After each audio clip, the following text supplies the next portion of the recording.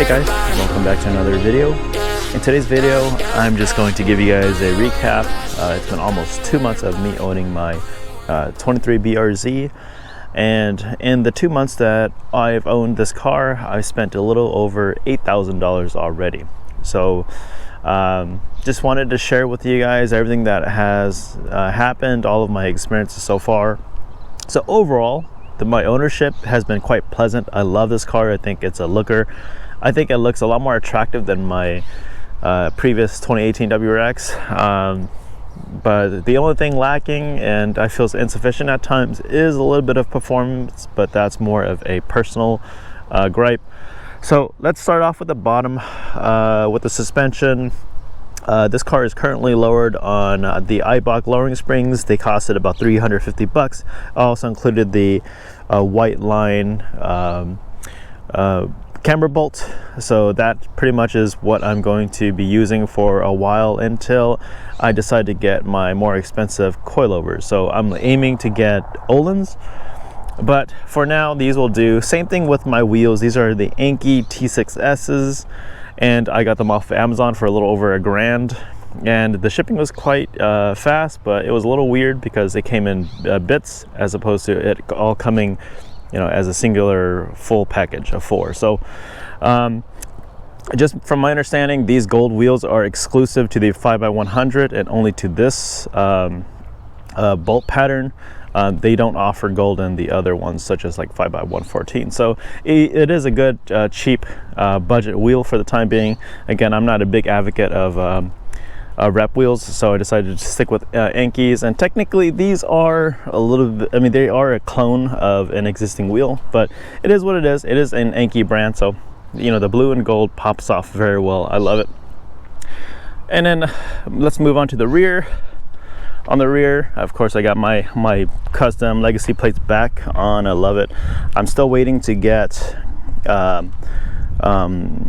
an exhaust. I'm still on the fence. I'm trying to find a perfect exhaust that has a nice deep growl, no drone, and not too overly obnoxious. So I'm still kind of in the market. Right now I'm leaning more towards Borla and Magnaflow. Those are my top 2 at the moment, but I think I'm leaning more towards Borla. But we will see. I'll pick it up later down the line. The reason why I'm not picking it up just yet is because there's no performance gain to this catback. It's going to be about $1,000 just to get it, and really all it's meant for at this point in time is just primarily for noise. Learning a lot more about naturally aspirated vehicles, and overall most of the performance things that you do to this car isn't necessarily even performance. If you want to go full performance, you have to get the headers upgraded. You have to do pretty much a full exhaust swap, keeping the stock up pipe and just changing the catback and just keeping it on the stock tune doesn't necessarily do anything. You know, people have swore by changing the intake box as well that'll gain horsepower, but again, I'm perfectly happy with this vehicle as it stands.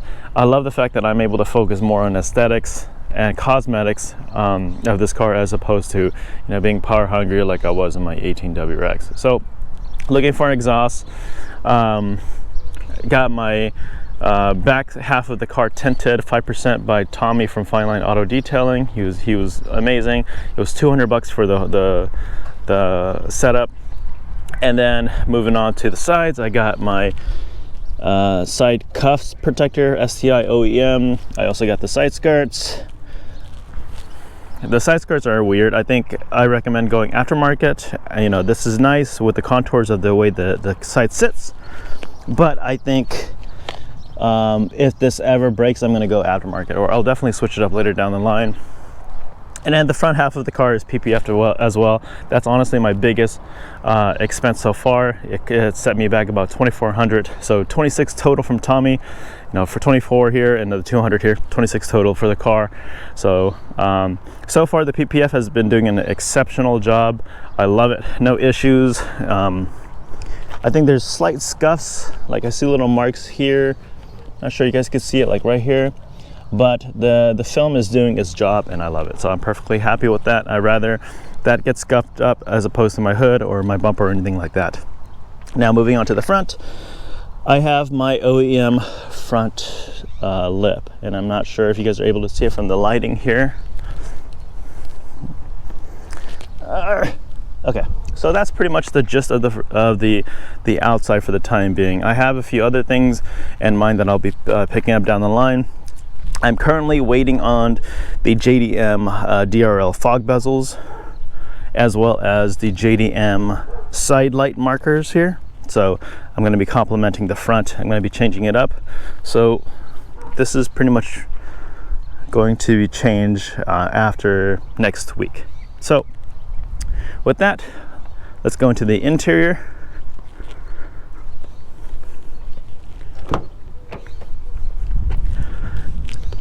The interior, I didn't do much other than the fact that I bought this what was it, a phone mount holder from Etsy.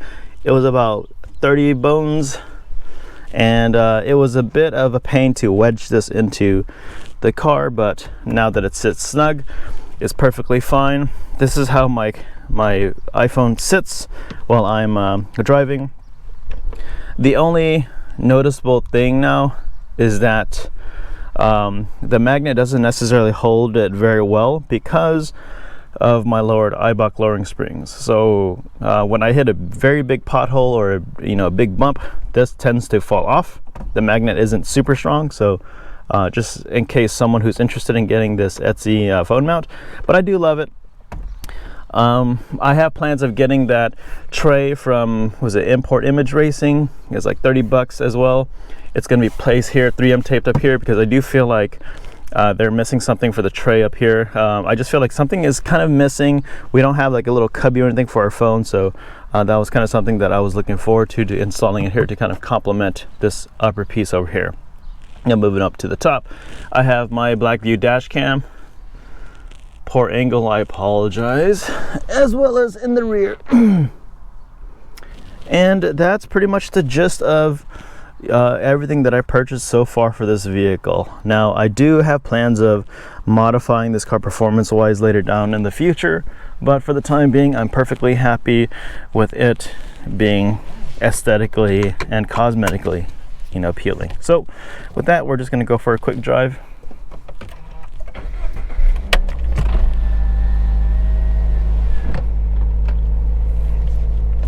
Now in the 2 months of owning my vehicle, I've averaged 22.8 miles per gallon on average, and now I don't know how other folks are doing it, but I'm not getting anywhere over 22, honestly. And maybe it's because of the nature of my driving, but I do love ringing out the revs on this car. Now another thing too is people have complained about the turn stocks, the stock signals here. I have complained about it in the beginning, but now 2 months in, I've gotten used to it, so it's perfectly fine by me now. Every now and then I'll overclock it, but overall, just got used to it. It's just kind of an ownership thing. So the one thing I kind of noticed too while owning, being in this platform ownership, is that a lot of people tend to complain about power. And again, these are the wrong type of people, I feel like, who has gotten into this platform. This car is enough very adequate power out the gate. People also complain about the engine, and I personally have never had a negative experience with the FA motor, especially with my 2018 WRX. People have sworn that the engine is going to blow because of the the direct injection and all of that jazz, but the blow by and all the gunk and soot and whatnot. But I've never had any issues with my car. I loved it. I didn't baby it, but I took very meticulous care of that car. Now moving on to this car, what I love the most about this FA24 is that although yes, it is not turbocharged, and I think it definitely has the capability to be turbocharged from factory, I love the collaboration with Toyota, and I love the port injection, so I don't have to necessarily worry about the direct injection issues that come along with this motor.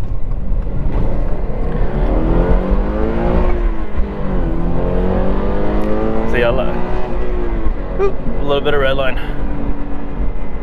I love how high the revs go up in this car. This car is, again, I'll keep saying this over and over again, is quick, not fast, very quick. But everyone who I have allowed to drive this car so far has loved it, and they've changed their minds and their take on this new car. And so I've had a few people inquire about it. Some folks doesn't necessarily like this car. They consider it a downgrade, but again, at the end of the day, what I love the most about this car is that it is a driver-focused car. I love the fact that this car is very fun, and I feel like you can fully utilize all the horsepower that is provided to you out the gate, as opposed to other cars, like with my 2018 WRX. So fuel economy is kind of okay in my experience so far. I think it's primarily because of the fuel tank. I think the fuel tank is pretty small, and so my range is very limited as well. So at full tank, my car gets about 240 miles, and I think if I'm able to, use it strictly for freeway, then I will have no issues at all. But I think on average, from what I've seen with city driving, I average about 180 miles to 200 miles. Just a mix of city to freeway driving. So again, it's not too terrible. Oh shoot, see, speaking of which, hit the bump, phone fell. Grr. So fuel economy isn't too bad. I'll just use a cross comparison with my buddy Jonathan's STI.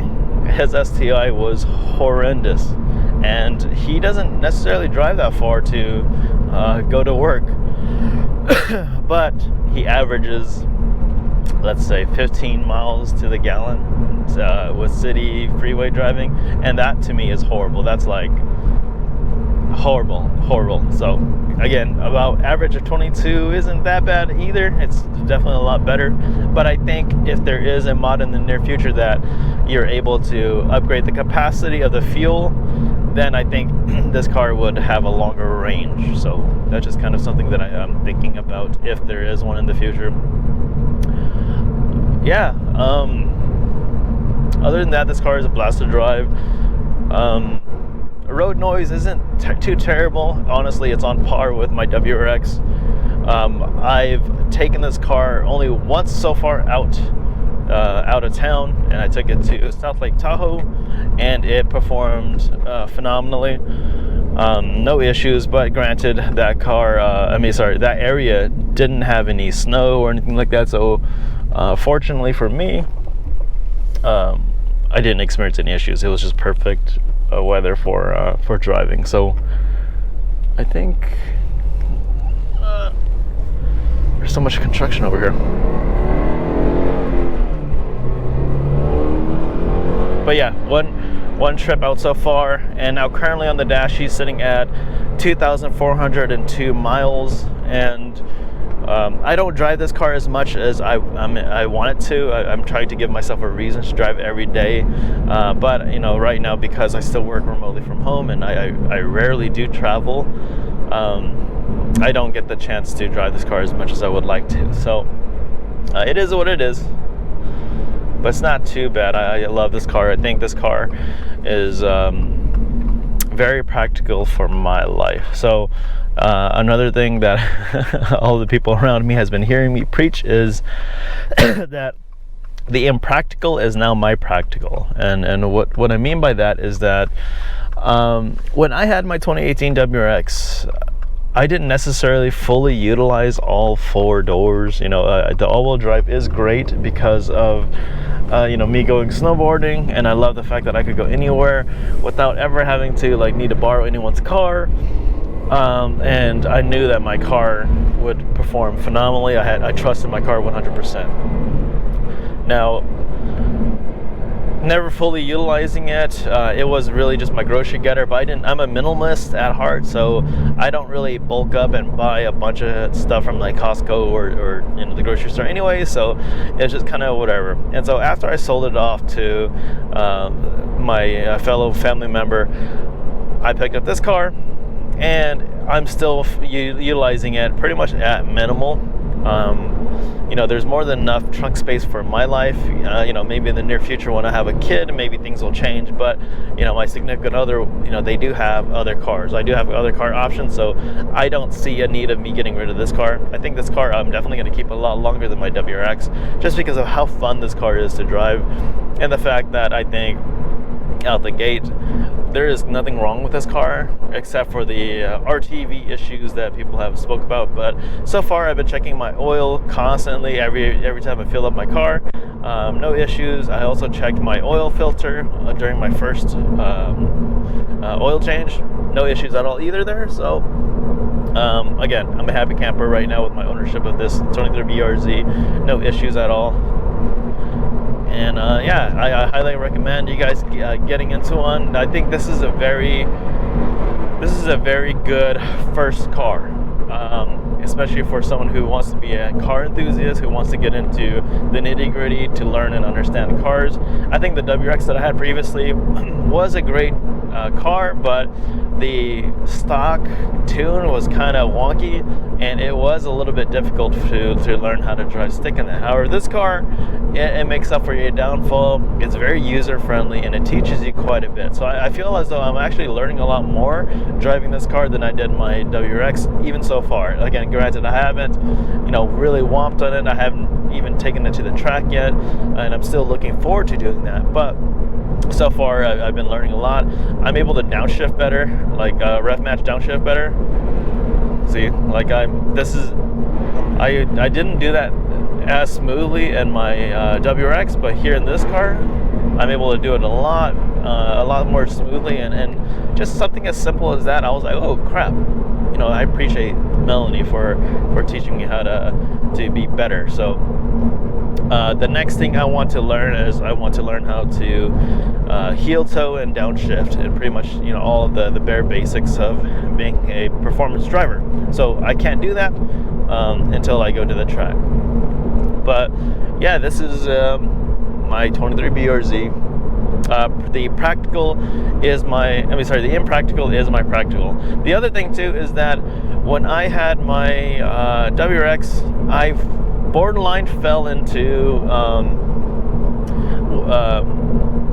what my truck friends feel like. You know, like when you have a truck, people always call on you to like help them haul stuff around. Well, this wasn't necessarily the case, but it was more the case of whenever we went out of town, I was always summoned, pretty much. I was always the go-to guy. So especially with snowboarding and out-of-town trips, I was always designated the go-to guy, which I didn't mind. But, you know, half the time no one really pitched in for gas, which kind of pissed me off, because it's just kind of common etiquette when you're going out of town, you know, and if you're not the driver, at least help with something, right? It's like, hey, I'll cover gas, I'll cover food. It's just kind of common etiquette. But, you know, it is what it is. It's kind of annoying. So the reason why I got an Impractical car is so that it will be practical for me. So I am no longer being summoned. I'm known as the guy who has a two-door sports car, and so because of that, no one really calls on me anymore. And it's kind of nice because taking my car out of town, I always hate cleaning like the bug guts. I hated cleaning all of that salt and grime off my car because it just felt icky and yucky. And it was just a pain in the butt to clean constantly because I always went out of town quite often. So I love this car. This car is very small, very easy to clean overall, and I could finish cleaning this car in like half an hour.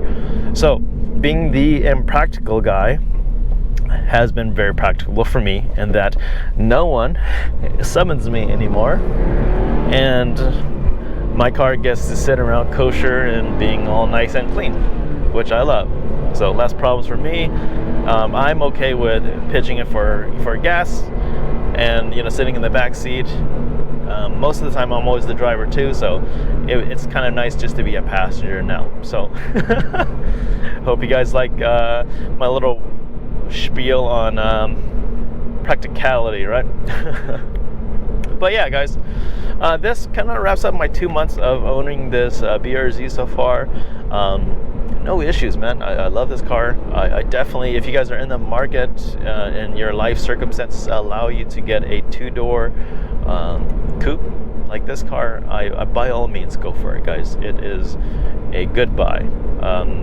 I bought this car for $34,500, and I bought it MSRP.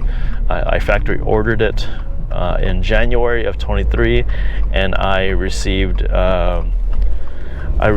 delivery of this car in April, on April 20th, which was, I think, Weed Day.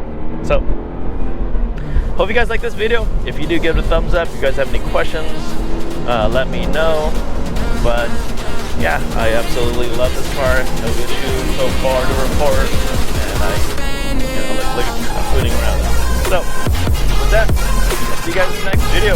Peace.